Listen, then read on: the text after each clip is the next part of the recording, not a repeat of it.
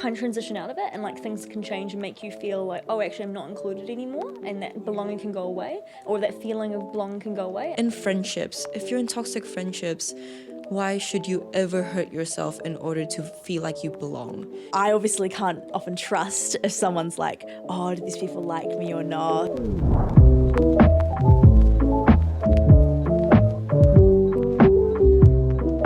Kia ora everyone, welcome back to Voice of Atha Team Talk. Today we are here, I am Meg. Who do I have next to me? I'm Rata. And across. I'm Anishka. And I'm Atha.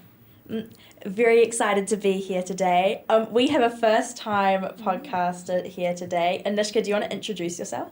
I'm Anishka. I'm a year 12 at St. Catherine's College and I'm very excited to be here. Yay. And obviously, to preface, I've asked this question of everyone else. What is the thing that made you want to join Voice of Aroha? I thought it was a very nice way to meet new people and also a way to give back to the community as well. That's so cool. It's so cool seeing all of our new volunteers. It's been so exciting to meet everyone, especially Atha. This is my first time podcasting with Atha, even though obviously I know previously. Our theme today is fitting in and belonging, and I don't remember who it was who gave us a cool starter question, but someone said a really cool question. What is a moment that you felt like you belonged this week? Does anyone have one right off the top of their heads? I do. Yes. Like, instantly, I just thought about today. And today, I was able to be given the opportunity to be a year level rep for this year, for year 13, alongside Luca. And then I was just feeling like when I high-fived him and I also high-fived a picture and like all my other friends, like I just felt like there was like such warmth in that. I felt like I belonged with the friends that I have now and with the friends that I announced other than them. Like I just felt like I belonged there. Like having someone supporting you, like being genuinely proud of you instead of having envy and such just makes me feel like this is where I belong. Like I have people supporting me, and I guess that is what I felt this week. Yeah.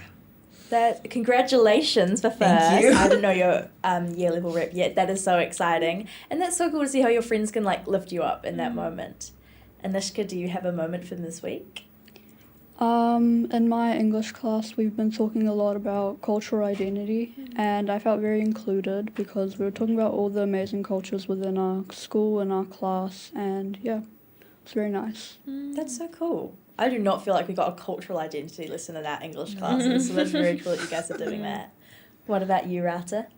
I was just thinking it's cool how we've got like the different levels of like belonging, like both belonging personally in terms of like you being like surrounded by your friends, Atha, and the kind of more like social or societal kind of collective level of belonging of like, oh, me as a person, me and all the different groups of society being included. So I feel like that's quite cool. I'm still kind of struggling. I had had a really, really cool one last week. I'm trying to think of one for this week. Maybe you go, Megan, and come back to me. Okay, you can pick your last week one as well. If you Yeah, maybe if you this week. My one is that me and my friends have been trying to schedule a D&D game for the past 3 months, and obviously I'm the busiest out of all of us, but they truly have made such an effort to go with my stupid calendar and to include me, and they've never even suggested, even though I've suggested it, oh, let's do it without Meg. They're like, no, Meg has to be there. Let's make sure that we can all get it. And I just felt so warm. I was like, oh, people actually want me at something. It's such a good feeling when someone genuinely wants you to be there with them. And I think I'm glad that we've all felt like that this week. Or at least us three. Yeah, thanks me. Okay, have you thought of something, Rata? I have. I had a really, really, really lovely night just watching movies with my flat, and we had a new flatmate a couple of months ago, so it's kind of newish flat group, and we all watched Harry Potter together, and it was just really, really, really lovely. And belonging. I noticed during the night, I kind of at some point screamed, "Love you guys!" Because I was just generally feeling very happy, and I was thinking, I noticed that the fact that I kind of was screaming, "I love you guys," was just a sign of really feeling that kind of safety and trust and kind of just comfiness and relaxedness that you get when you feel like you belong in a space and feel really included. And it was just a very nice equal thing that kind of everyone wanted to be there and everyone was equally there getting to experience the movie together, so it was really nice. Yeah. That is very nice. I'm glad you could think of something. I love a good movie night. Did you watch all the Harry Potter movies or just the first one? We watched The Goblet of Fire, and it was one of my new flatmates' first time watching any Harry Potter, and we started with The Goblet of Fire. So it was slightly crazy, but... I think that's quite a high point. I think they're going to go back and watch the first one and be like, oh, this is not as good. She went and watched the second one afterwards, which she quite enjoyed. So she's been going in a very funny order, but she's hooked on Harry Potter, so I think it was a successful movie night. Very successful. Okay. So again, glad we've all belonged this week. Yes. Belonging as a whole, I think, is quite a hard to define concept. But when we think about it, I think it's more of a process. Like you start off, you're a stranger, you don't know things, or you're new in a community, and then you begin to belong. Does anyone think they can define or have a moment they can describe where they knew they belonged somewhere? That was what I thought could be a cool thing to ask. I think I disagree slightly with your definition. Yes. Well, just in terms of like, and this is just the thoughts coming off the top of my head, but I feel like it's more of a like subjective emotional experience, and the same way that you can like exactly that process you described, you can like transition into belonging, you can also kind of transition out of it, and like things can change and make you feel like, oh, actually I'm not included anymore, and that belonging can go away, or that feeling of belonging can go away, and so it's kind of more, at least the way I'm thinking about it right now, I kind of interpret it more as in a subjective emotional experience of, oh, I feel belonging right now in this space, and I might not in other points or for other reasons or all those kinds of things. No, what do you guys completely think? agree. Yeah. Does anyone else have any thoughts? How do you guys define belonging? That is a hard question. For me personally, belonging is like, it's subjective for me. But again, like, if I have to be honest, what if I told you guys I have had like such a long time struggling with feeling like I belong somewhere. Like, I'm not gonna lie, but feeling like I belonged has only occurred to me for in the past, like, I'd say a year. Before that, like, I was just struggling to find identity. So I reckon my definition of belonging could link to like a recognition of who you are, because again, it's like belonging is like very what's it called, subjective, right? We all have different perception of belonging.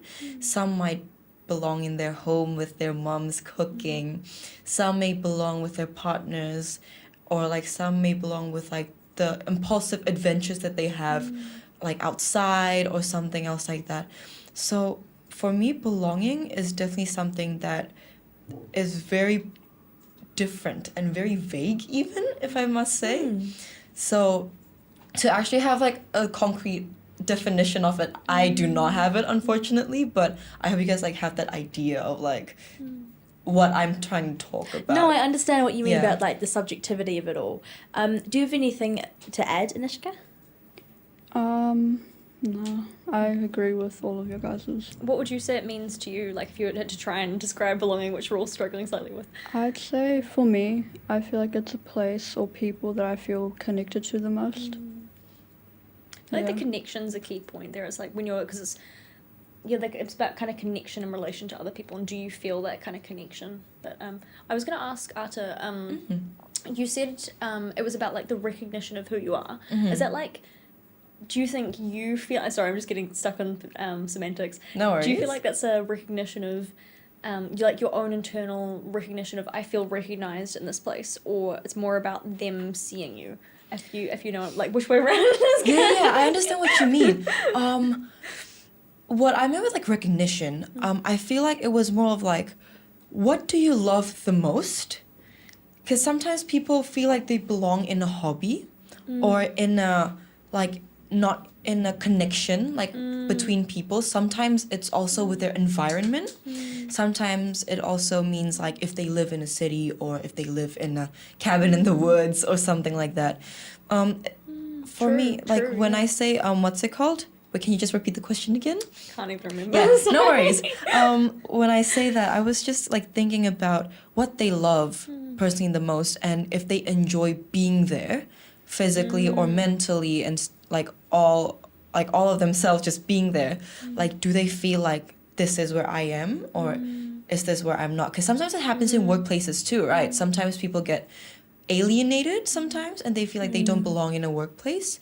And I do think that that's also the same with hobbies and friends especially. So yeah, I just think it's like more of something that they love and that they enjoy.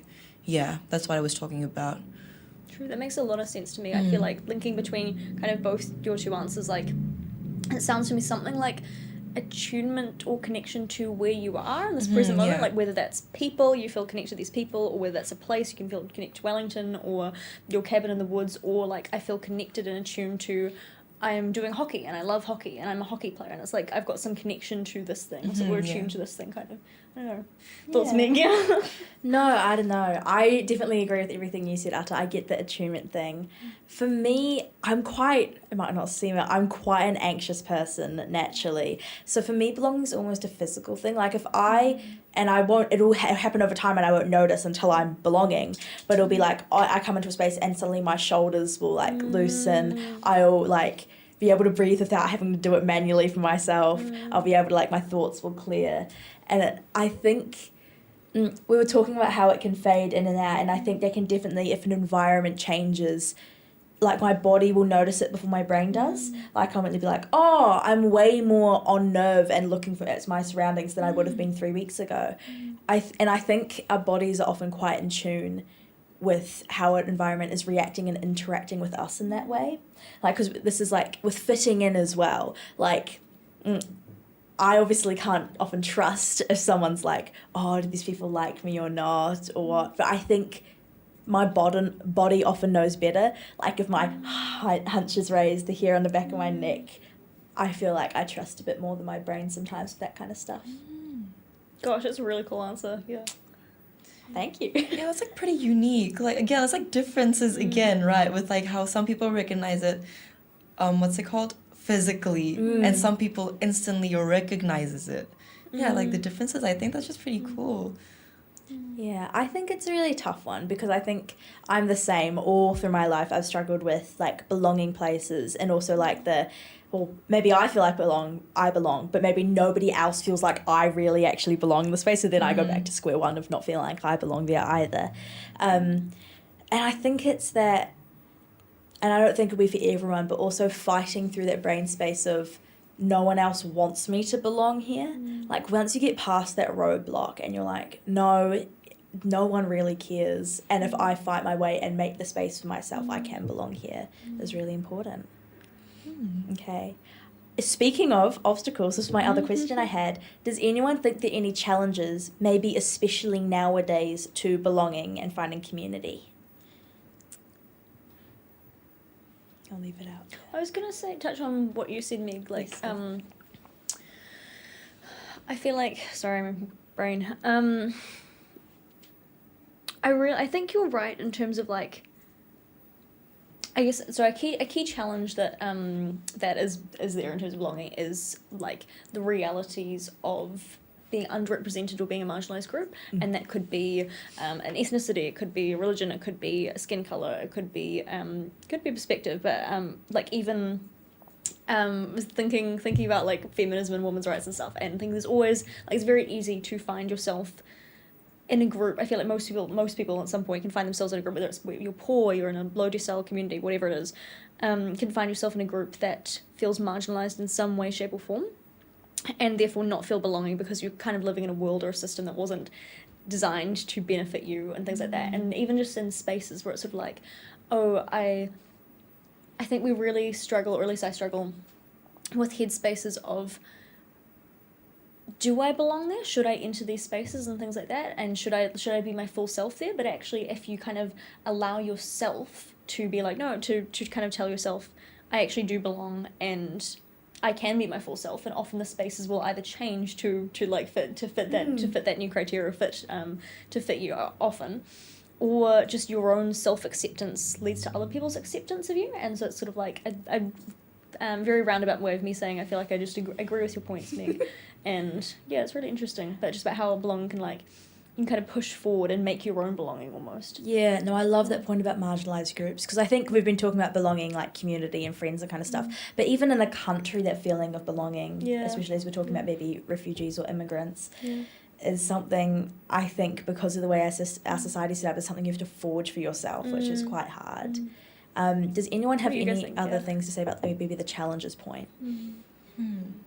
Some of the challenges that I've faced definitely as someone that's gone or lived in a few other countries, it's definitely language barrier for me. Language barrier well, as it's called barrier, it like creates a barrier between you and other people because you can't understand each other. And through past experiences, I have definitely felt like I didn't belong at a certain place, like in school especially. When I tried to communicate, they would just not be able to understand me. And then they would just talk amongst themselves, and then I'll be like, okay, I don't know what they're saying either, and stuff like that. So I think that is the difficulty for like immigrants and refugees and other people like me, because belonging also, like if we're talking about like social belonging, it also depends on communication. Communication is such a crucial key to allowing yourself to be able to connect with the people around you. And again, what's it called? To belong somewhere, you must have a connection to something or someone. And obviously, if you want to belong somewhere, you want to talk with them. But again, like I think these are like the challenges that most of immigrants and refugees and people like me face, is that we have difficulties trying to like blend in and trying to connect with people. Like sometimes even for myself, like talking with my partner could be a bit difficult, even though I speak like this fluently. But then again, my mother tongue is not English. So when I talk with them, it's like, wait, this doesn't feel like it because I'm not talking in my mother tongue. So then these are the challenges, like communication and languages, that could be some of the things that people face in our society. It's very prominent. I've seen some people like that too, other than me. So yeah, and that's what I think. No, I agree. And I think while we're talking about the language barrier, I think that also happens, you talk about communication as a whole being really critical for belonging.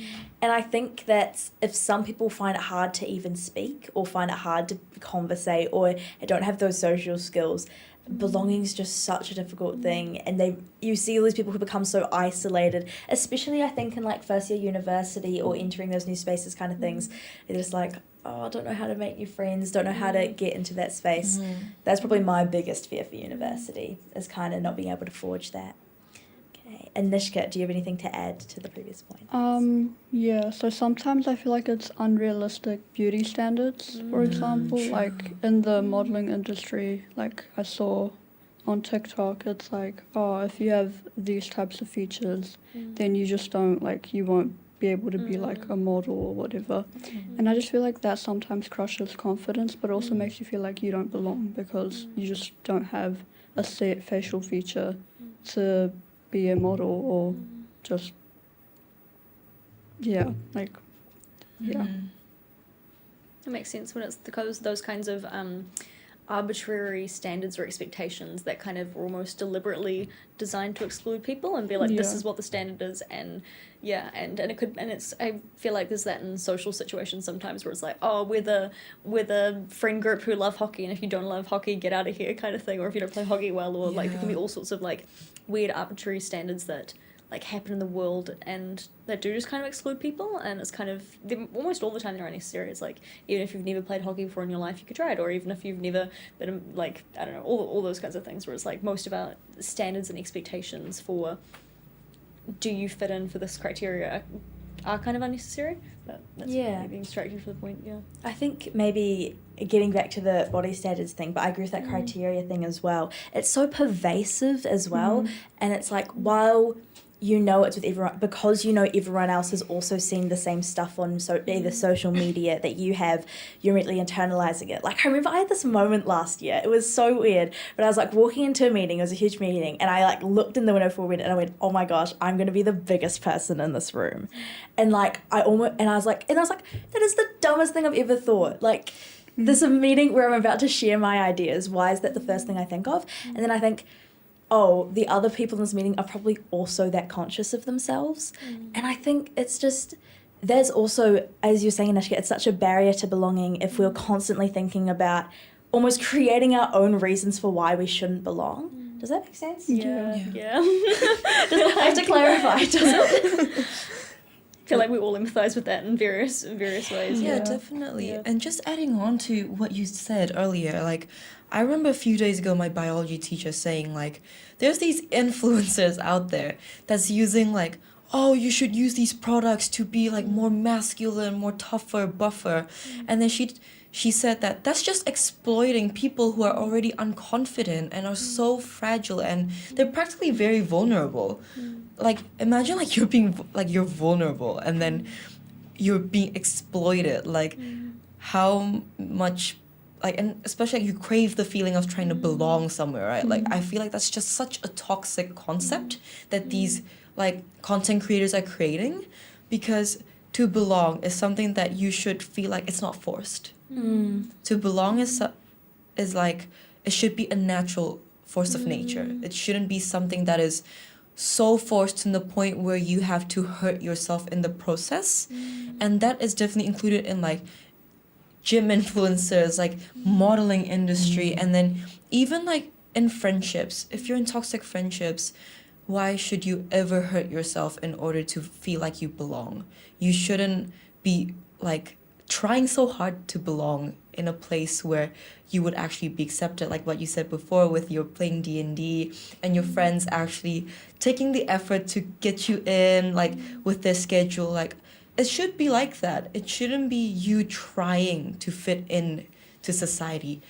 Like, wait, that's not the way, that's not what I'm trying to say, but it should be something that is not forced, but it should be something that you can just somehow, just as time goes by, it can just wrap itself around you gently instead of like forcing you so hard. I love that metaphor. Oh, thank you. I also love what you said before about how it should be natural, and it made me kind of think back to humanity. Like throughout civilization, we are a race of community. Like we're a species that's always looking to belong.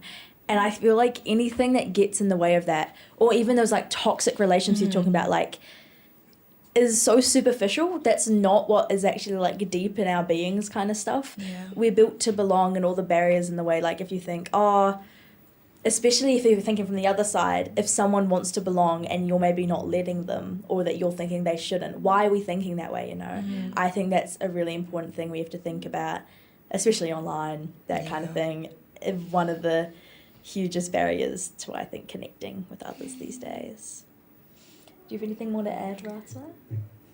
I think I was blown away by what you said, Asha. I think it was just such a like profound point. My head's just kind of thinking about. Yeah, I also agree with what you say, Meg, in terms of like the community things. I'm just thinking about how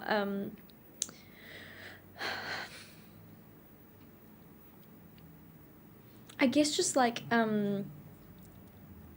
true belonging, or I guess like proper, I don't know, full 100, really belonging is when you can be yourself as you are, kind of things. And then a lot of society or the world or whatever, like, as you say, in terms of like a lot of influencers, whoever, marketing people are trying to get you to buy products, and there's like all these different things that are trying to say you will belong if. You will belong when, like, you will belong if you look the certain way, if you have your hair done a certain way, if you, I don't know, have the right facial features for modeling or whatever it is, or you will belong when you achieve this accolade, you will belong when you achieve this status, when you get this job.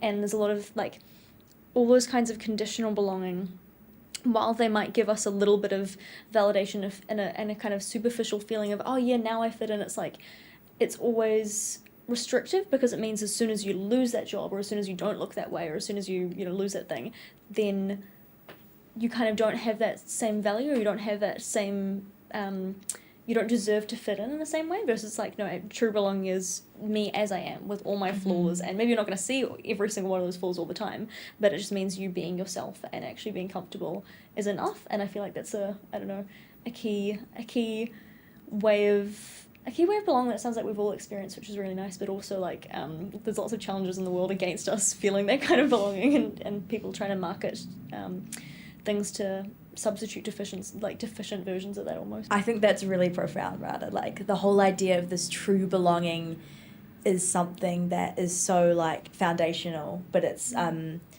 and it's often with like you probably only achieve true belonging with, I think, a few people or a few communities in your life. I mean, maybe more if you're really lucky. I think obviously we're a podcast of hope. and we live in maybe a pretty, I wouldn't say broken society, that's really dramatic. We live in a society that's quite disconnected. How do we think we can maybe create belonging and create opportunities for maybe others to belong in our communities? As maybe a final thought kind of thing. Like maybe just a quick idea that you guys have about maybe what we need to change. Change the way you interact with people, speak gently with people, new people especially, and if they've just like met you, definitely don't force people to belong somewhere.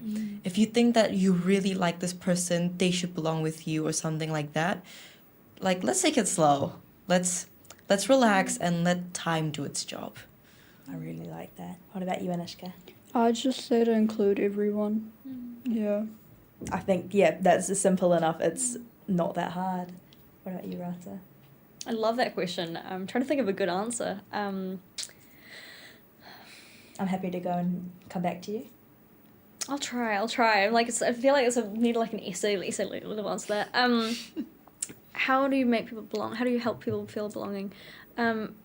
Probably I'd just say by being yourself and really trying to allow other people to be all of themselves, like with all the diversity, the colour, the vulnerabilities, the flaws, the weaknesses, all of that. And I think sometimes sharing your vulnerabilities can really help with that, and be like, no, the aim, I'm not expecting you to be perfect to belong or fit in. I'm not expecting me to be perfect or belong to fit in. But just by really saying, even where our differences are, I accept you and you're allowed to be here, and I want you to be in the space no matter who or what you are, kind of thing. That's my thoughts. No, that was perfect, I think. My only final addition, and for how I think we make people belong, is I think we often try to just engage in small talk, quick things with everyone. But if you are looking to belong, or you're actually looking to get to know someone, I think get beyond that as quick as possible. I watched something the other day, and it's about how the same 4 questions everyone asks to start small talk are the least engaging 4 questions that you could ever ask. And while I think it's really good to maybe start with that stuff to get an intro, not go deep quick, but go slightly beyond the surface if you actually want to get to know them. I think that's a great way to at least forge some quick friendships in your life. And everyone needs a friend, maybe even if you don't know they need it. Okay, I think that's us for Team Talk this week. So bye everyone, we will see you around. Ka kite. Ka kite.